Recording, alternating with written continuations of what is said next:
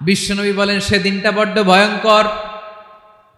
সেদিন কেউ কারো কোনো উপকারে আসবে না, বন্ধু বন্ধুর কাজে আসবে না, স্ত্রী স্বামীর উপকারে আসবে না, স্বামী স্ত্রীর উপকারে আসবে না, পীর সাহেব মুরিদরে বাঁচাতে পারবে না, মুরিদ পীর সাহেবরে বাঁচাতে পারবে না, নেতা কর্মীর পরিচয় দিবে না, কর্মী নেতার পরিচয় দিবে না, ভাই বোনকে চিনবে না, বোন ভাইকে চিনবে না, বাবা তার সন্তানকে চিনবে না, মেয়েকে দেখে মা দৌড়ে দৌড়ে পালাবে।